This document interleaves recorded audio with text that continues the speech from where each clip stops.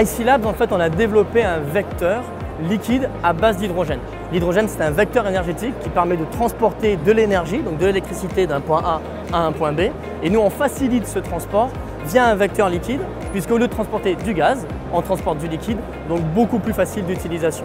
Et notre volonté aujourd'hui, c'est de transporter de l'énergie ou du gaz carrément entre différents points, entre différents pays, pour justement faciliter le déploiement de solutions plus vertes pour l'environnement et pour l'humain également. Alors aujourd'hui, on est capable de stocker 7 fois plus d'hydrogène, donc 7 fois plus d'énergie que le transport conventionnel de gaz. Donc c'est quand même une véritable avancée technologique. Et au niveau des utilisations finales, on peut être carrément venir livrer des stations-service à hydrogène pour faire rouler des véhicules à hydrogène, ou voire carrément faire rouler des bus ou des trains, voire même des navettes maritimes. Alors la volonté de la participation de IC Labs à EDF Pulse, c'était de montrer qu'on pouvait également transporter de l'énergie, pas obligatoirement par le grid, donc par le réseau électrique, mais également par de l'hydrogène, puisqu'on facilite son transport. Donc aujourd'hui, on a participé à cela pour montrer qu'il y avait un véritable engouement autour du transport d'hydrogène et du transport de l'énergie.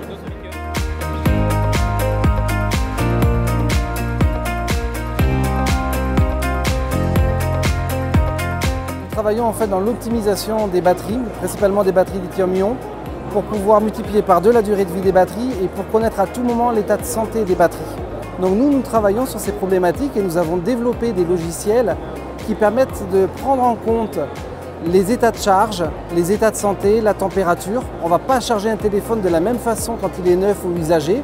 Donc on a travaillé sur ces algos qui permettent justement de doubler les durées de vie de batterie et permettre également à l'utilisateur de connaître quelle est l'autonomie restante. Donc les applications, il y en a d'autres. Je viens de voir une personne de chez Deco par exemple qui m'expliquait qu'ils utilisaient des batteries pour les panneaux publicitaires. EDF qui va utiliser pour les Solar Home Systems en Afrique. Donc on s'aperçoit qu'en fait dans le domaine de la gestion des batteries, il y a un enjeu aujourd'hui qui est capital. Et du coup on s'est dit que participer à Pulse pouvait être vraiment très intéressant. Et aujourd'hui on est finaliste, on est super content, on a une visibilité extraordinaire. On peut communiquer avec nos clients actuels, rencontrer de nouveaux clients et investisseurs.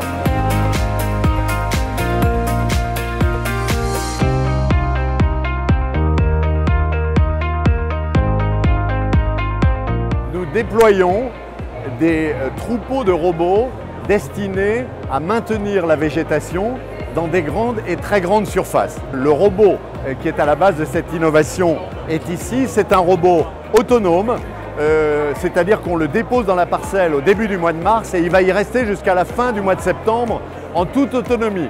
C'est très compliqué de développer un robot autonome. Des vrais robots autonomes, il y en a un sur Mars qui s'appelle Curiosity et un sur Terre qui s'appelle VT Rover.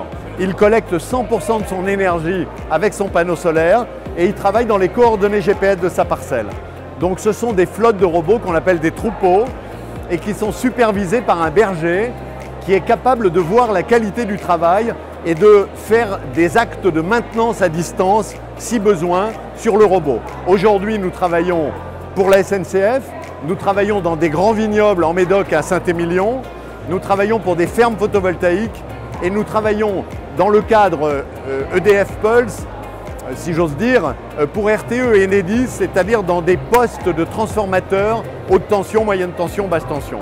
Pour nous, tout ce qui concerne l'énergie a beaucoup de sens, puisque comme je vous disais, ferme photovoltaïque, il y a un EDF Énergie Nouvelle.